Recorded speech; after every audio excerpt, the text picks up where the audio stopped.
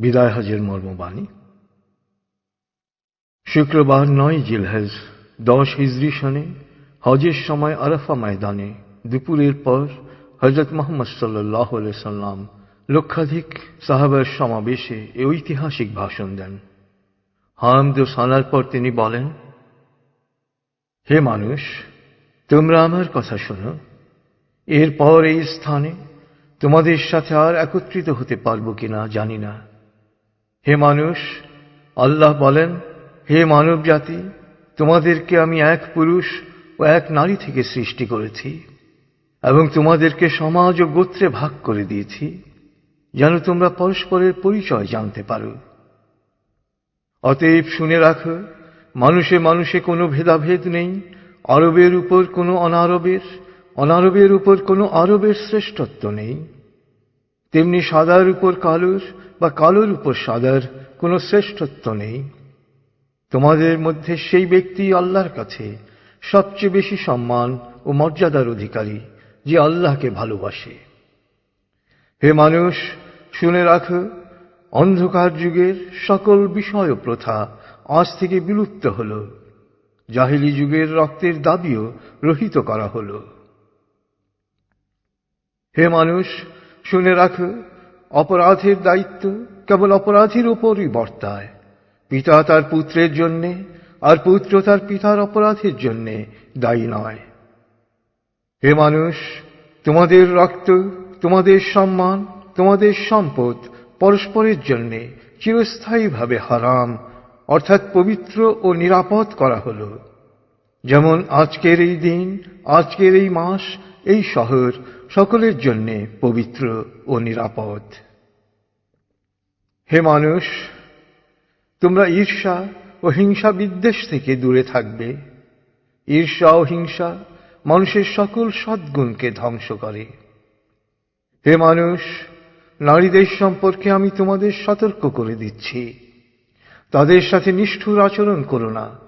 তাদের উপর যেমন তোমাদের অধিকার রয়েছে, তেমনি তোমাদের উপর তাদেরও অধিকার রয়েছে। সুতরাং তাদের কল্যাণের দিকে সবসময় খেয়াল রেখো।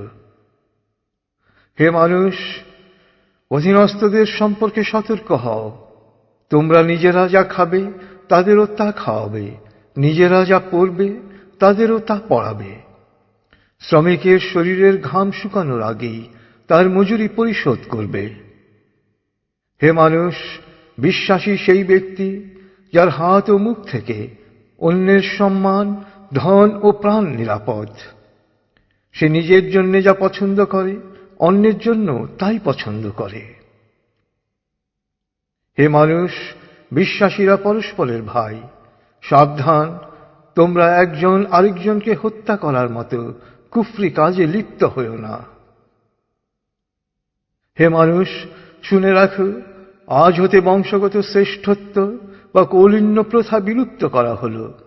কুলীন বা শ্রেষ্ঠ সেই যে বিশ্বাসী ও মানুষের উপকার করে। হে মানুষ, ঋণ অবশ্যই ফেরত দিতে হবে। বিশ্বস্ততার সাথে প্রত্যেকের আমানত রক্ষা করতে হবে। কারো সম্পত্তি সে যদি স্বেচ্ছায় না দেয় তবে তা অপর কারো জন্যে হালাল নয়। তোমরা কেউ দুর্বলের উপর অবিচার করো না। হে মানুষ, জ্ঞানীর কলমের কালি শহীদের রক্তের চেয়েও মূল্যবান। জ্ঞান অর্জন প্রত্যেক নরনারীর জন্য ফরজ, কারণ জ্ঞান মানুষকে সঠিক পথ দেখায়। জ্ঞান অর্জনের জন্য প্রয়োজনে তোমরা চীনে যাও।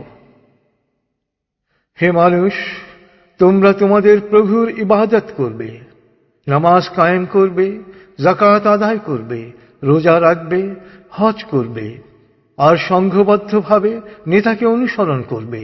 তাহলেই তোমরা জান্নাতে দাখিল হতে পারবে। হে মানুষ, শুনে রাখো, একজন কুশ্রী কদাকার ব্যক্তিও যদি তোমাদের নেতা মনোনীত হয়, যতদিন পর্যন্ত সে আল্লাহর কিতাব অনুসারে তোমাদের পরিচালিত করবে, ততদিন পর্যন্ত তার আনুগত্য করা তোমাদের অবশ্য কর্তব্য। হে মানুষ, শুনে রাখো, আমার পর আর কোনো নবী নেই। হে মানুষ, আমি তোমাদের কাছে দুটো আলোকবর্তিকা রেখে যাচ্ছি। যতদিন তোমরা এই দুটো অনুসরণ করবে, ততদিন তোমরা সত্য পথে থাকবে। এর একটি হলো আল্লাহর কিতাব, দ্বিতীয়টি হলো আমার জীবন দৃষ্টান্ত। হে মানুষ, তোমরা কখনই ধর্ম নিয়ে বাড়াবাড়ি করো না, কেননা অতীতে বহু জাতি ধর্ম নিয়ে বাড়াবাড়ি করার কারণে ধ্বংস হয়ে গেছে। হে মানুষ, প্রত্যেককেই শেষ বিচারের দিনে সকল কাজের হিসেব দিতে হবে, অতএব সাবধান হও।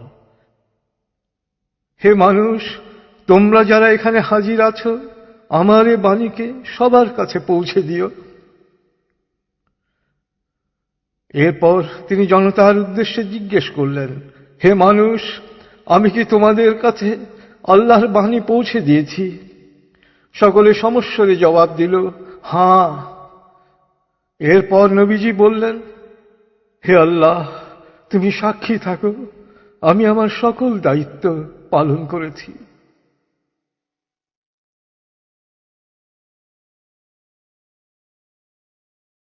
রাসূলুল্লাহ সাল্লাল্লাহু আলাইহি সাল্লামের উম্মত হিসেবে আমাদেরও দায়িত্ব তার এই শেষ বাণী সবার কাছে পৌঁছে দেয়া। আল্লাহ আমাদের সবাইকে এই দায়িত্ব পালন করার তৌফিক দান করুন। আমিন।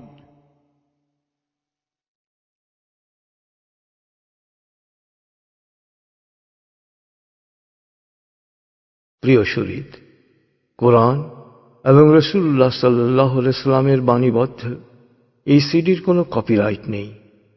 সিডিটি কিনে বা কপি করে যত খুশি বিতরণ করতে পারেন, শেয়ার করতে পারেন ইন্টারনেটে, ইমেইলে অ্যাটাচ করে পাঠাতে পারেন বন্ধু বান্ধব ও পরিচিতদের কাছে।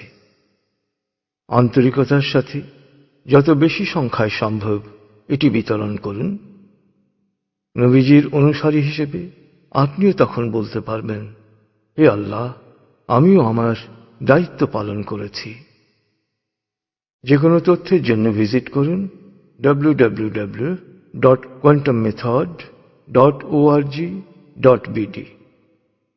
ফোন 880293414441।